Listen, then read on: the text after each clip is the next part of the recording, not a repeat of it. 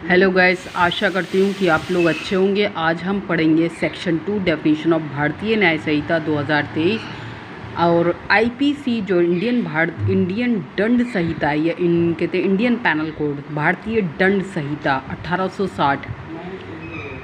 तो कितने चैप्टर थे? चैप्टर 20 थे। कितने सेक्शन थे उसमें? 358 थे। जो भारतीय न्याय संहिता में 20 चैप्टर हो गए हैं, सेक्शन 358 हो गए हैं। अगर आप भारतीय दंड संहिता में देखेंगे तो उसमें कितने चैप्टर थे? 23 थे, 511 थे। ये कब इनैक्टमेंट हुआ था? इनैक्टमेंट डेट 25/12/2023 और इन्फोर्समेंट डेट 1 जुलाई 2024। एक्ट नंबर जो है 45 सेम है। भारतीय दंड संहिता का भी देखेंगे तो सेम है और इसका भारतीय न्याय संहिता का सेम है। अब आइए सेक्शन 2।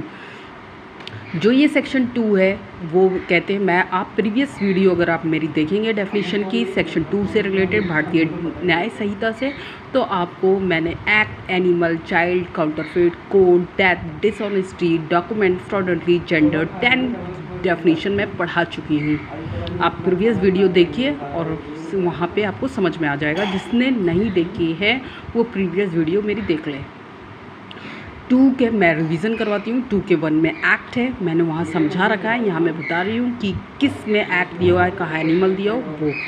2(1) के एक्ट में 2(1) के 1 में क्या है? एक्ट है जो भारतीय दंड संहिता में 33 में एक्ट और ओमिशन है। 2 के 2 में एनिमल है। 2 के 47 में एनिमल है भारतीय दंड संहिता में। 2 के 3 में चाइल्ड है, लेकिन भारतीय दंड संहिता में ये डिफाइन नहीं है। 2 के 4 में काउंटरफेट है। 28 में काउंटरफेट है इंडियन पैनल कोड में। कहते हैं इन 28 में क्या है? काउंटरफेट, ये भारतीय दंड संहिता में। 2 के 5 में कोर्ट है और 2 के 20 में भारतीय दंड संहिता में 20 में कोर्ट ऑफ जस्टिस है। 2 के 6 में डेथ आ चुका है और ये भारतीय दंड संहिता में 46 में था। 2 के 7 में डिसऑनेस्टी है, अगर हम भारतीय दंड संहिता में देखेंगे 24 में है। और 2 के 8 में क्या है? डॉक्यूमेंट है और ये भारतीय दंड संहिता में 29 में। 2 के 9 में क्या है? फ्रॉडुलेंटली। 25 में भारतीय दंड संहिता में फ्रॉडुलेंटली था। 2 के 10 में जेंडर है और ये कहाँ जेंडर था? भारतीय दंड संहिता में 8 में। अब आइए आगे पढ़ते हैं। 2 के 11 में क्या है? 2 के 11 में ये सेक्शन क्या है? 2(11) है, ठीक। 2 का सब क्लॉज 11, ये 2 है, ठीक। 2 याद रखिएगा, 2 का सब क्लॉज ये 11 है। तो 2 के 11 में क्या है? गुड फेथ है। Nothing is said to be कहते डन और believe in good faith which is done और believe without due care and intention. मतलब गुड फेथ कैसे कहेंगे? ये नेगेटिव सेंस में बात कर रहा है कि अगर आपने कोई भी कार्य गुड फेथ में नहीं किया है तो वो क्या होगा? अगर आपने कोई भी काम ड्यू केयर एंड अटेंशन से नहीं किया है तो वो क्या है? गुड फेथ नहीं होगा। आप जो भी काम कर रहे हैं वो आपका ड्यू एंड केयर में होना चाहिए। Due care and attention, that is a good faith. और अगर हम ये भारतीय दंड संहिता में देखेंगे तो ये 52 में डिफाइन था। सेम है इसकी डेफिनेशन वहाँ भी। अब 2 के 11 में गुड फेथ हो गया। 2 के 12 में हम भारतीय न्याय संहिता गवर्नमेंट क्या कहता है? Government mean the central government और the state government. Indian penal code क्या है? 17 क्या है? गवर्नमेंट। अगर आप भारतीय दंड संहिता में देखेंगे तो गवर्नमेंट का मतलब क्या है? 17 में गवर्नमेंट डिफाइन था, ओके। अब आइए 2 के 13 में। 2 के 13 में क्या है? हर्बर। इसमें क्या चेंज आया है? अगर आप भारतीय दंड संहिता में देखेंगे और यहाँ देखेंगे इसमें चेंज आया है।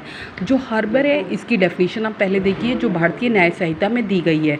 तो इसमें क्या दिया गया है कि include supplying a person with shelter, good, drink, money, cloth, कहते आर्म्स, एम्यूनिशन और मीन्स ऑफ कन्वीनियंस और द असिस्टिंग कहते person by any means whether of the same kind as those कहते enumerated in this clause or not to evade कहते apprehension, okay. हर्बर इसका मतलब है कि कोई भी व्यक्ति किसी व्यक्ति को शरण देता है, क्या रखता है? शेल्टर देता है, रखता है, ठीक, अपने घर में रखता है, फूड देता है, खाना देता है, पानी देता है, मनी देता है, क्लोथ देता है या कोई भी वेपन देता है तो हम उसे हार्बर कहेंगे। किसी व्यक्ति को आप शेल्टर देते हैं, आपको पता है इसने अपराध किया और आप उसको शेल्टर देते हैं, ये सब करते हैं, तो कि उसको क्या कहेंगे? हार्बर। 2 के 13 में अगर यही हम भारतीय दंड संहिता में 52 के 8 में है, ए में था हार्बर, तो इसका मतलब क्या था? कह रहा है एक्सेप्ट 157 और 130 को छोड़ के सब क्या होगा? हार्बर होगा। अगर कोई व्यक्ति, कोई भी हस्बैंड अपनी बीवी को बचाता है या वाइफ अपने हस्बैंड को बचाती है, अगर वो कोई भी ऑफेंस करके आया है, तो वो क्या कहते हैं? इसमें नहीं आएगा। 157 और कहते हैं 130 का एक्सेप्शन है, बकिया सब कुछ सेम है इसमें। 2 के 14 में आइए, इंजरी का मतलब क्या होता है? इंजरी मीन्स कोई भी harm that what ever illegally caused by any person, body, mind, reputation और क्या प्रॉपर्टी।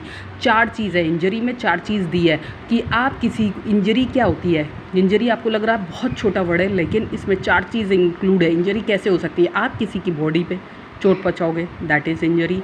माइंड पे, माइंड पे क्या किया आपने? किसी को असॉल्ट कर दिया, तो दैट इज़ अ, क्या कहते हैं, आपने गाली दे दी, किसी को एब्यूज़ कर दिया, तो आपने क्या किया? उसकी माइंड, कहते हैं उसका माइंड डिस्टर्ब हुआ, तो आपने क्या किया? असॉल्ट किया है, वो कहते हैं उससे टेंशन हुई, दैट इज़ अ, कहते हैं इंजरी, वो भी इंजरी हुई। आपने किसी की रेपुटेशन थी, उसकी इज्जत थी, उसको डिफेम किया, तो वो भी क्या हुआ? इंजरी हुआ। प्रॉपर्टी क्या है? आपने किसी की प्रॉपर्टी जला दी, मिसचीफ कर दिया, दैट इज़ द इंजरी।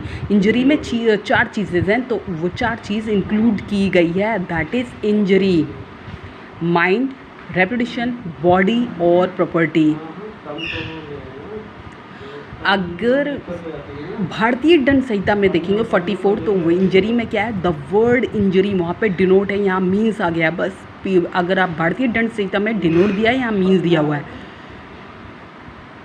अगर मान लीजिए इंजरी, अगर कोई चोरी करके भाग रहा है, उस पे पुलिस वाले ने डंडा मार दिया और उसको चोट लग गई, तो क्या वो इंजरी हो? कहते हैं वो ये कह सकता है कि मुझे पुलिस ने इंजरी पहुंचाई है? नहीं। क्यों?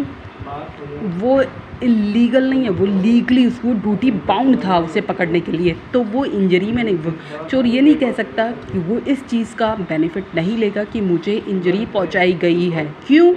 इसलिए क्योंकि वो कहते हैं पुलिस वाला उससे बाउंड था, अगर वो उसको नहीं डंडा फेंक के मारता तो वो भाग जाता, तो इसलिए तो वो इस चीज़ का 214 का लाभ नहीं उठाएगा।